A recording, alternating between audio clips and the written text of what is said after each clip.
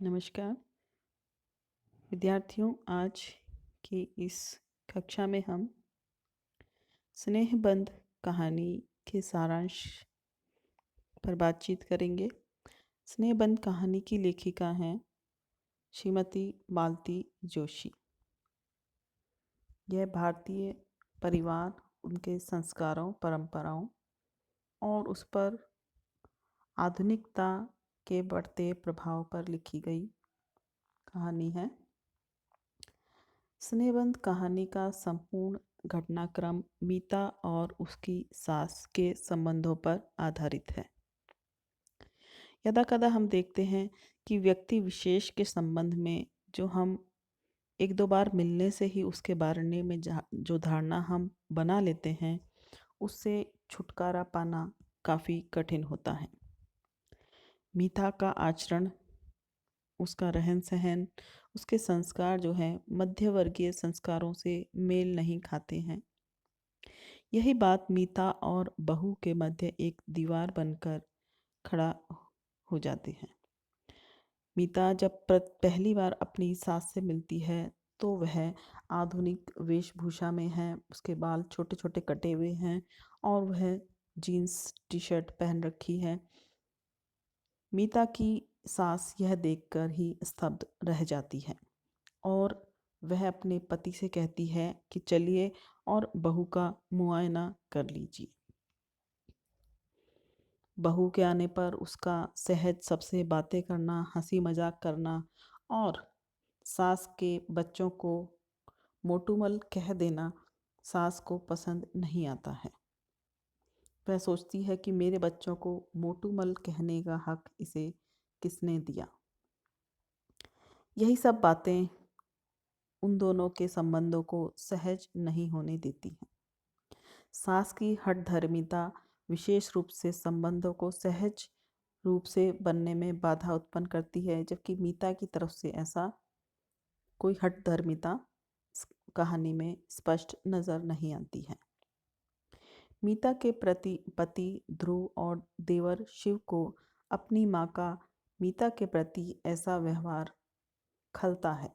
वो अपनी माँ के इस व्यवहार से उनके पक्ष में उनके साथ खड़े नहीं रहते हैं, क्योंकि वह आधुनिक विचारों के पढ़े लिखे युवा हैं। निश्चित रूप से वो वर्तमान समय में जो भी परिस्थितियों में और रहन सहन में, वातावरण में जो बदलाव आया है, वो उसको सहज स्वीकार कर पाते हैं। लेकिन मीता की सास, जो कि पुराने समय की है, वह इन चीज़ों को नहीं अपना पाती है। समय व्यतीत होता है। संयोगवश मीता के पति को किसी कार्य के लिए विदेश जाना पड़ता है।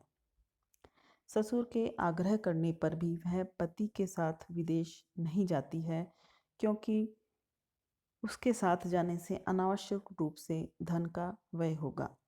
जबकि पति का जो भी खर्चा है वह उसके कार्य क्षेत्र की जो भी कार्य क्षेत्र है, जो भी कंपनी है, उसके द्वारा उठा लिया जाएगा। लेकिन मीता को अपना स्वयं का खर्चा उठाना होगा। इसलिए उसे लगता है कि विदेश गमन में अनावश्यक रूप से धन की हानि होगी और वह वहाँ साथ जाने से मना कर देती है।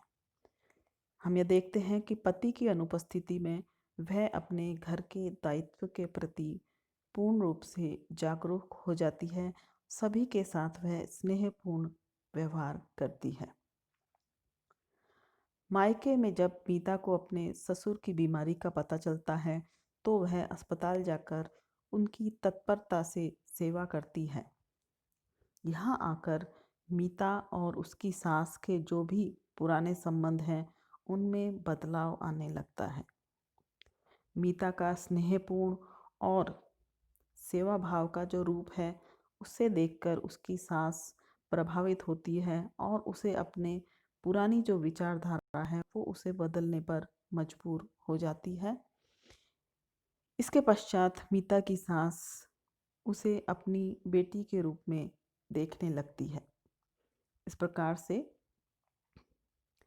कहानी का अंत होता है। कहानी के अंत में मीता की सास अपने व्यवहार को बदलकर उसे अपनी बेटी मानती है और यह कहती है कि अपने आप को कटघरे में करा करके मैं बार बार पूछ रही थी कि मुझे उसकी याद क्यों ना आई, अपनी बिटिया को कैसे भूल गई मैं। इस प्रकार से यहाँ मीता और उसकी सास के नवीन संबंधों की शुरुआत होती है।